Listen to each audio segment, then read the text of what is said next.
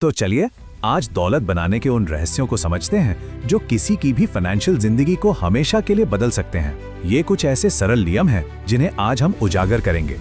जरा सोचिए, क्या हो अगर अमीर ना बन पाने का असली कारण किसी की कमाई हो ही नहीं, बल्कि वो बातें हों जो पैसे के बारे में हमें कभी सिखाई ही नहीं गई। ये एक ऐसा सवाल है जो हमारी पूरी सोच को हिलाकर रख देता है और एक नए नजरिए की मांग करता है। तो शुरुआत करते हैं सबसे बड़ी प्रॉब्लम से, द मनी ट्रैप यानी पैसे का जाल। ये एक ऐसा रास्ता है जिस पर करोड़ों लोग हर रोज चलते हैं लेकिन असली दौलत तक कभी पहुंच ही नहीं पाते। आइए जानते हैं कि ये जाल आखिर है क्या। यहाँ पर ना दो अलग अलग माइंडसेट साफ दिखाई देते हैं। एक तरफ है गरीब और मिडिल क्लास जो पैसे के लिए काम करते हैं, वहीं दूसरी तरफ है अमीर जो पैसे से अपने लिए काम करवाते हैं। सुनने में ये एक छोटा सा फर्क लग सकता है, लेकिन सच तो ये है कि यही वो सोच है जो पूरी गेम को बदल देती है। अच्छा, अब आते हैं उस एक कॉन्सेप्ट पर जो अगर समझ आ गया तो समझिए फाइनेंशियल आजादी का रास्ता खुल गया।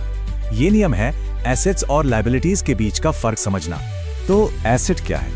एकदम सिंपल, एसेट वो चीज है जो जेब में पैसा डालती है। बस इसका काम है इनकम जनरेट करना, चाहे कोई काम कर रहा हो या सो रहा हो।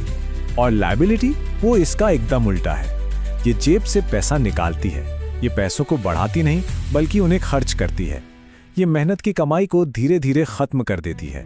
चलिए इसको आसान भाषा में कुछ एग्जाम्पल से समझते हैं। एसेट्स हो सकते हैं एक रेंटल प्रॉपर्टी जिससे किराया आए, कोई बिजनेस या स्टॉक्स, ये सब जेब में पैसा डालते हैं। वहीं दूसरी तरफ कार लोन, क्रेडिट कार्ड का कर्ज और यहाँ तक कि घर की ईएमआई जैसी लायबिलिटीज लगातार जेब से पैसा निकालती रहती हैं। तो एक बहुत बड़ा सवाल, क्या अपना घर एक एसेट है? ये सुनने में थोड़ा अजीब लग सकता है, लेकिन इसका जवाब इस बात पर निर्भर करता है कि वो जेब में पैसा डाल रहा है या निकाल रहा है। अगर उससे किराया आ रहा है तो वो यकीनन एक एसेट है, लेकिन अगर सिर्फ ईएमआई और मेंटेनेंस पर पैसा जा रहा है तो असल में वो एक लायबिलिटी है। यही वो छोटा सा फर्क है जो अमीर और बाकी लोगों की सोच को अलग करता है। तो अब जब हमने एसेट्स और लायबिलिटीज को समझ लिया है तो देखते हैं कि असल जिंदगी में पैसा बहता कैसे है, मतलब कैश फ्लो। सबसे पहला पैटर्न है एक गरीब व्यक्ति का कैश फ्लो। पैसा आता है और सीधा खर्चों में, जैसे घर का किराया, खाना पीना और बिल्स में चला जाता है। यहाँ इन्वेस्ट करने के लिए कुछ बचता ही नहीं है। अब आता है मिडिल क्लास का पैटर्न। यहाँ एक एक्स्ट्रा स्टेप जुड़ जाता है और यही सबसे बड़ा ट्रैप है। इनकम आती तो है लेकिन वो खर्चों में जाने से पहले लायबिलिटीज खरीदने में चली जाती हैं, जैसे कार लोन या घर की ईएमआई। ये लायबिलिटीज उनके मंथली खर्चों को और बढ़ा देती हैं और उन्हें कभी ना खत्म होने वाले साइकिल में फंसा देती हैं। और आखिर में वो पैटर्न जो दौलत बनाता है, अमीर लोगों का कैश फ्लो। यहाँ इनकम का इस्तेमाल सीधे एसेट्स खरीदने के लिए किया जाता है और फिर वो एसेट्स और भी ज्यादा इनकम बनाते हैं। ये एक पॉजिटिव साइकिल है जो समय के साथ दौलत को कई गुना बढ़ा देता है। तो इससे एक बात तो साफ है, अमीर लोग एक बिल्कुल अलग ही गेम खेल रहे हैं। तो चलिए अब उनकी स्ट्रैटेजीज और फ्रेमवर्क्स को डीकोड करते हैं जिनका इस्तेमाल वो दौलत बनाने के लिए करते हैं। ये है ESBI मॉडल। ये 4 तरह के लोगों को दिखाता है। लेफ्ट साइड पर हैं E यानी एम्प्लॉय और S यानी सेल्फ एम्प्लॉयड। ये अपनी इनकम के लिए एक्टिवली काम करते हैं। राइट साइड पर हैं B यानी बिजनेस ओनर और I यानी इन्वेस्टर, जिनके सिस्टम्स और पैसा उनके लिए काम करते हैं। असली फाइनेंशियल फ्रीडम का रास्ता लेफ्ट से राइट की तरफ जाने में है। और राइट साइड पे जाने के लिए ना एक माइंडसेट शिफ्ट जरूरी है। फाइनेंशियल एजुकेशन का सबसे बड़ा नियम सिर्फ कमाने के लिए नहीं, सीखने के लिए काम करो। ऐसी नौकरी चुनो जो सेल्स, मार्केटिंग या लीडरशिप जैसी कीमती स्किल्स सिखाए, बजाय इसके कि सिर्फ एक अच्छी सैलरी पर ध्यान दिया जाए।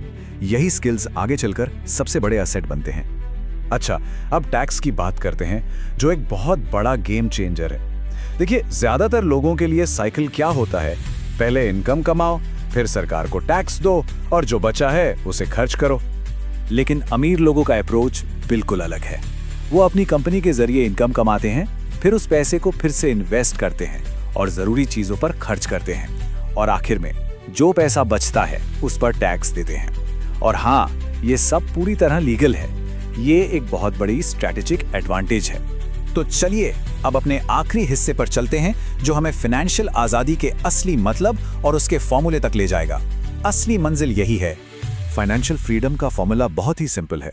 जब आपके एसेट से आने वाली पैसिव इनकम आपके महीने के खर्चों से ज्यादा या बराबर हो जाए, बस उस दिन से आप आजाद हैं। आपको पैसे के लिए काम करने की कोई जरूरत नहीं है। लेकिन अगर ये इतना सिंपल है तो सब लोग ऐसा क्यों नहीं करते? क्योंकि दो बहुत पावरफुल इमोशंस रास्ते में आ जाते हैं। पहला है डर, जो कहता है मुझे जॉब सिक्योरिटी चाहिए, और दूसरा है लालच, जो चाहता है मुझे और बड़ी सैलरी चाहिए।